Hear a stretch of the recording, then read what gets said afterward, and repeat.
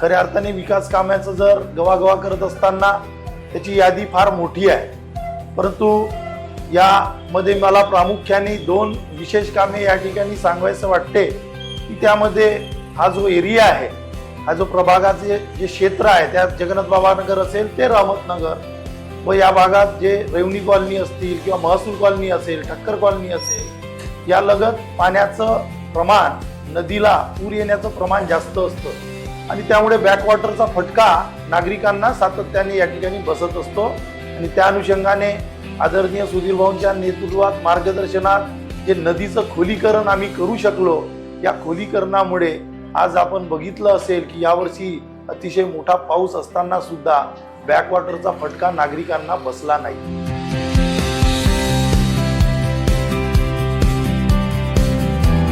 खबरकट्टा लयभारीच्या प्रेक्षकांचे मनपूर्वक स्वागत। चंद्रपूर महानगरपालिका सार्वत्रिक निवडणूक 2026च्या अनुषंगाने आपण आपल्या चंद्रपूर शहरातील सर्व मतदारांपर्यंत घेऊन आलेलो आहोत। आपल्या उमेदवारांचा आवाज थेट मतदारांपर्यंत या सदरामध्ये आज आपण उपस्थित आहोत चंद्रपूर शहरातील नगीना बाग प्रभाग क्रमांक 9 या प्रभागामध्ये। या प्रभागामधून आपले भाजप शिवसेना महायुतीचे उमेदवार आहेत।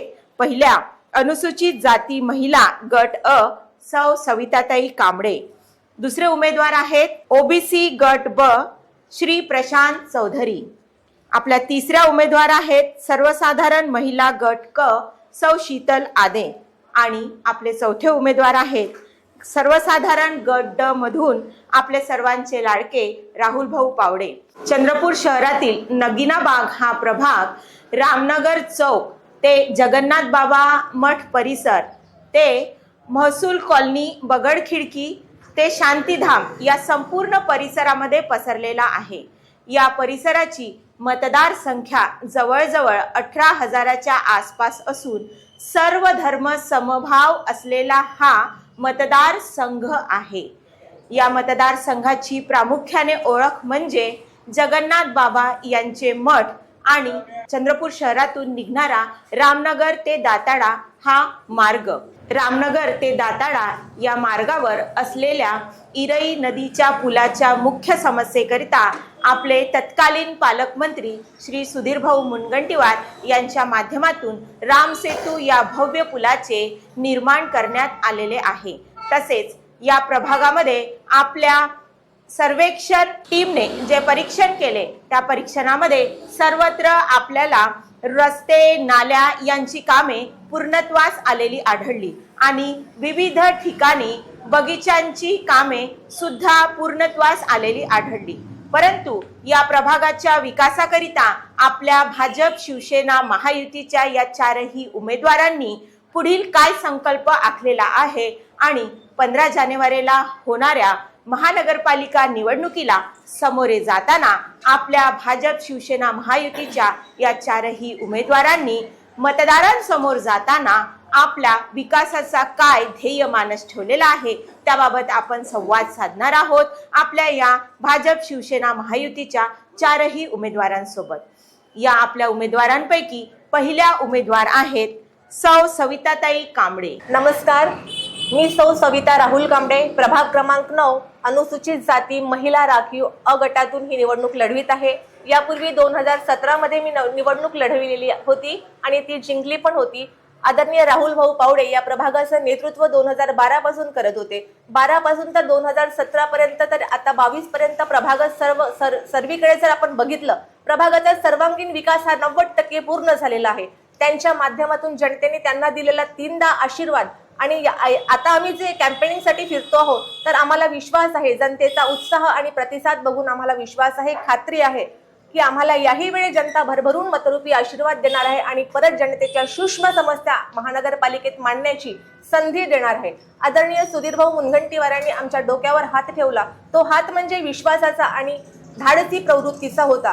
त्यांच्याच पावलावर पाऊल टाकत आम्ही सतत 8 वर्ष प्रयत्न केला प्रभागाच्या समस्या सोडवण्यासाठी आणि त्या जवळजवळ 90% पूर्ण केल्या।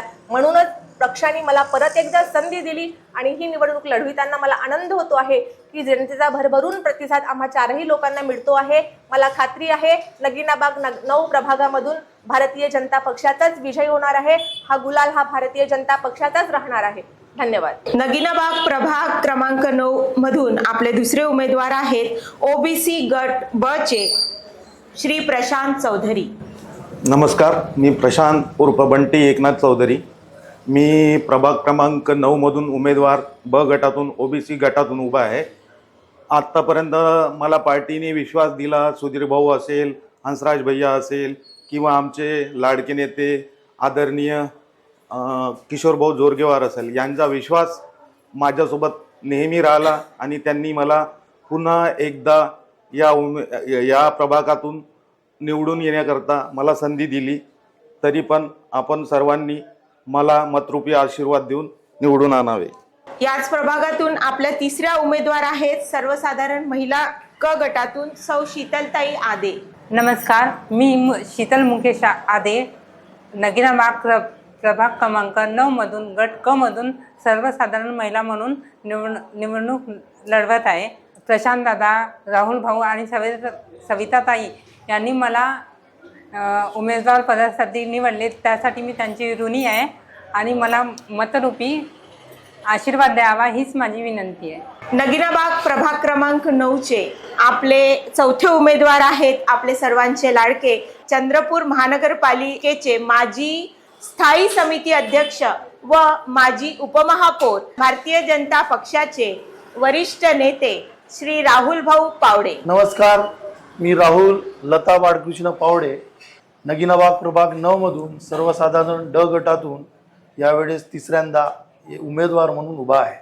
भारतीय जनता पक्षाने सलग तिसऱ्यांदा माझ्यावर विश्वास व्यक्त करून तिसऱ्यांदा मला ही संधी दिली आहे आणि ही संधी पूर्ण करण्यासाठी मागील 2 टर्ममध्ये जे या क्षेत्रात मी विकासाची काम केलेली आहे ते पुन्हा एकदा स्पीडनी करण्याचा माझा संकल्प आहे आणि त्यामुळे मतदार बंधू भगिनींना माझी विनंती असणार आहे की आपण भरघोस मतांनी मला व माझ्या 3ही उमेदवाराला निवडून द्यावं। या प्रभागातील उमेदवारांचा परिचय घेताना आपण प्रामुख्याने ओळख घेतली की आपले राहुल भाऊ पावडे यांनी या प्रभागातून यापूर्वीही 2दा नगरसेवक पद भूषवलेलेच आहे। त्याचबरोबर महानगरपालिकेमध्ये सुद्धा त्यांनी अतिशय महत्त्वाची भूमिका निभावलेली आहे। स्थायी समिती सभापती असो की उपमहापौर असो, या शहराच्या विकासामध्ये त्यांनी आपले अमूल्य योगदान दिलेले आहे। माननीय श्री सुधीर भाऊ मुनगंटीवार यांच्या मार्गदर्शनात ते गेल्या 15 वर्षापासून भारतीय जनता पक्षामध्ये सातत्याने कार्यरत आहे आणि आपल्या या प्रभागातील मतदारांना आम्हाला प्रामुख्याने सांगावेसे वाटते की या प्रभागाकडून आमच्या भावी महापौराकरिता अपेक्षा आहेत। त्याकरिता या प्रभागांनी आपल्या या 4ही मतदारांना भरघोस मताधिक्याने निवडून द्यावे असे आवाहन आम्ही करतो। तत्पूर्वी या प्रभागामध्ये राहुल भाऊ, सविताताई आणि प्रशांत भाऊ यांनी सुद्धा प्रतिनिधित्व केलेले आहे, परंतु या प्रभागामध्ये त्यांनी प्रतिनिधित्व सुरू केले तेव्हा काय परिस्थिती होती आणि आता या प्रभागाचा काय कायापालट त्यांनी केलेला आहे, हाच संवाद आपण राहुल भाऊंकडून समजून घेऊया। खरं तर 2012 ते 17 आणि 17 ते 22 हा जर कार्यकाळ बघितला तर या प्रभागामध्ये जे पायाभूत सुविधाचा अभाव होता, खऱ्या अर्थाने ज्या ज्या ठिकाणाहून या ठिकाणचे रस्ते आपण बघितले असतील तर त्यावेळेस अनेकदा असं बघायला मिळायचं की नेमकं जायचं कुठून। आणि अशी स्थिती असताना 2012 मध्ये पक्षांनी माझ्यावर नगरसेवक पदाची जिम्मेदारी दिली आणि त्यावेळेसपासून ते 17 पर्यंत ते 17 ते 22 या 2ही टर्ममध्ये आम्ही भरघोस विकास कामे या ठिकाणी केली। खऱ्या अर्थाने विकास कामाचं जर गवागवा करत असताना त्याची यादी फार मोठी आहे, परंतु यामध्ये मला प्रामुख्याने 2 विशेष कामे या ठिकाणी सांगायचं वाटते की त्यामध्ये हा जो एरिया आहे, हा जो प्रभागाचे जे क्षेत्र आहे त्यात जगन्नाथ बाबा नगर असेल ते रहमतनगर व या भागात जे रेवणी कॉलनी असतील किंवा महसूल कॉलनी असेल, ठक्कर कॉलनी असेल, या लगत पाण्याचं प्रमाण, नदीला पूर येण्याचं प्रमाण जास्त असतं आणि त्यामुळे बॅकवॉटरचा फटका नागरिकांना सातत्याने या ठिकाणी बसत असतो. आणि त्या अनुषंगाने आदरणीय सुधीर भाऊंच्या नेतृत्वात मार्गदर्शनात जे नदीचं खोलीकरण आम्ही करू शकलो, या खोलीकरणामुळे आज आपण बघितलं असेल की यावर्षी अतिशय मोठा पाऊस असताना सुद्धा बॅकवॉटरचा फटका नागरिकांना बसला नाही. या व्यतिरिक्त एक विशेष कार्य आम्ही हाती घेतलं आहे जे पूर्णत्वास सुद्धा आहे.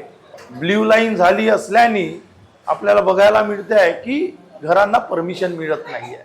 आणि तो सुद्धा विषय आदरणीय सुधीर भाऊंनी, आदरणीय राज्याचे लोकप्रिय मुख्यमंत्री देवेंद्रजी फडणवीस यांच्या माध्यमातून निकाली काढण्याचा संकल्प घेतला आहे.